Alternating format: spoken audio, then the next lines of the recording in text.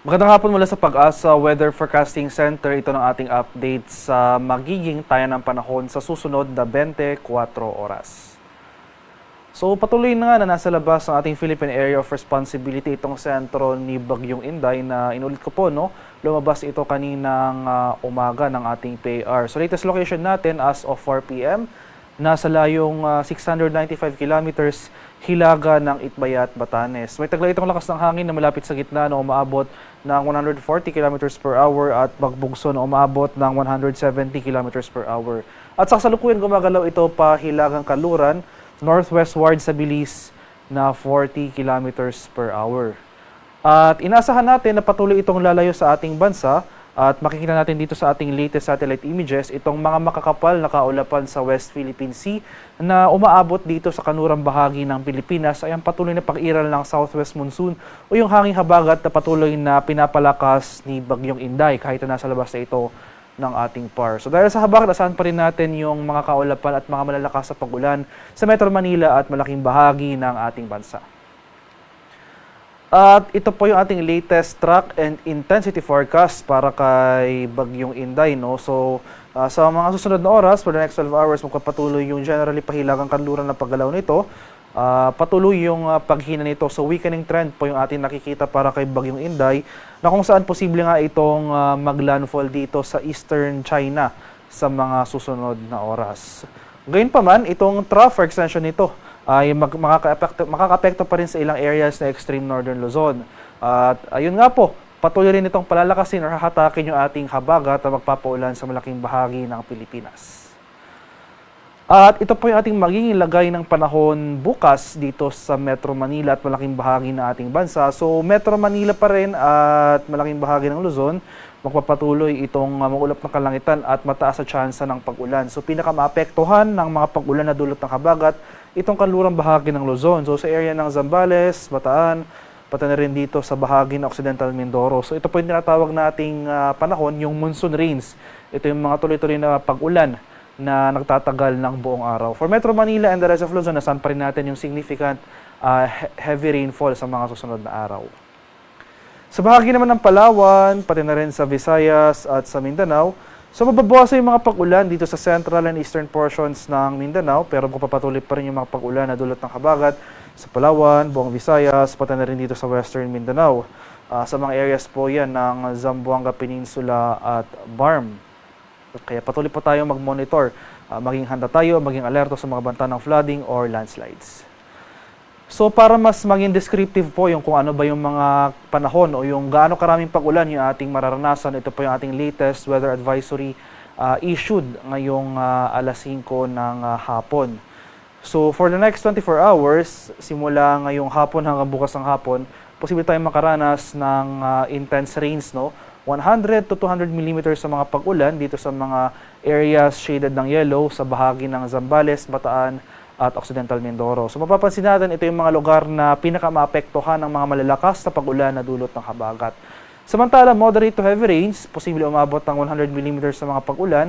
Itong mga areas shaded by yellow sa May La Union, Benguet, Pangasinan, Tarlac, Pampanga, Bulacan, Rizal, dito sa Metro Manila, Cavite, Laguna, Batangas, Marinduque, Oriental Mindoro, Romblon, dito sa buong Western Visayas, at Negros Occidental, pati na rin dito sa Palawan. Asahan natin na posible na mabawasan yung mga pag-ulan starting tomorrow afternoon, to Monday afternoon. Napapansin po natin, no, mababawasan yung mga pag-ulan dito sa Western Visayas, pero makakaranas rin tayo ng mga pag-ulan sa ilang bahagi ng Ilocos Region, particular na dito sa may Ilocos Norte, Abra at Ilocos Sur.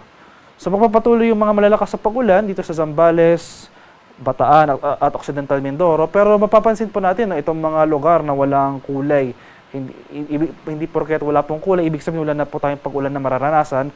So for nalalabing bahagi ng Luzon at itong kalurang bahagi ng Visayas, particular na itong ilang areas ng Panay Island, Guimaras at Negros Island Region, posible pa rin tayong makaranas ng kaulapan at mga pag-ulan na associated pa rin sa habagat, pero itong mga areas na may kulay, ito po yung mga lugar na pinakamaapektuhan ng habagat. So posible pa rin yung mga light to moderate with at times heavy rains sa mga lugar na ito. So sa rest of Luzon at itong western section ng Visayas. So mababawasan mapapansin natin no, weakening trend or mababawasan yung intensity, yung rainfall volume sa mga sunod na araw. So Monday afternoon to Tuesday afternoon, mababawasan na yung mga pag-ulan sa may Western Visayas, pero magpapatuloy pa rin yung mga monsoon rains. Ito yung mga intense rains, posibleng umabot ng 200 mm sa may Zambales, samantala 50 to 100 mm sa pag-ulan ang mararanasan sa Ilocos Norte at Sur, Abra, La Union, Benguet, Pangasinan, Tarlac, Pampanga, Bataan at Occidental Mindoro. So muli, no, itong mga lugar po na walang kulay from Tuesday until to Wednesday or until Wednesday dahil makakaranas pa rin tayo ng mga pag-ulan na dulot ng habagat. So maulap na kalangitan pa rin at mga kalat-kalat na pag-ulan ang ating inaasahan dito sa nalalabing bahagi ng Cordillera, nalalabing bahagi ng Central Luzon, dito sa Metro Manila at malaking bahagi ng Calabarzon, pati na rin sa ilang portions ng Mimaropa. Posible po dyan yung mga light to moderate with at times heavy rains. Kaya sa ating mga kababayan, sa mga lugar na ito, generally sa western section po ng ating bansa, dahil significant pa rin na pag-ulan na ating mararanasan sa mga susunod na araw, ay maghanda pa rin tayo, maging alerto sa mga banta ng pagbaha at pagguho ng lupa, lalong-lalo na kung tuloy-tuloy yung mga pag-ulan na mararanasan. Patuloy po tayo mag-monitor ng mga heavy rainfall warning issuances sa ating mga lokalidad. Sa kalagayan naman nating karagatan, kahit napapalayo na si Bagyong Inday, makakaranas pa rin tayo ng maalong karagatan sa ilang bahagi ng extreme northern Luzon. So as of 5 p.m., may gale warning pa rin tayo nakataas sa area ng Batanes at Pabuyan Islands. Kaya sa ating mga kababayang mangingisda at may mga maliliit na sasakyang pandagat sa mga lugar na ito, huwag po muna tayong pabalaot dahil makakaranas tayo ng maalong karagatan na dala ng bagyo. Haring araw sa Kamaynilaan ay lulubog mamayang 6:30 ng hapon, sisikat naman bukas sa ganap na 5:34 ng umaga.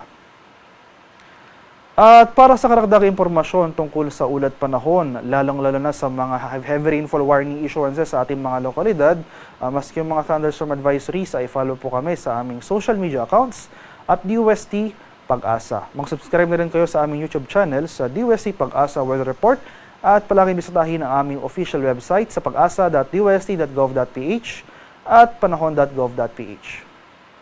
At yan lamang po ang latest mula dito sa Pag-asa Weather Forecasting Center.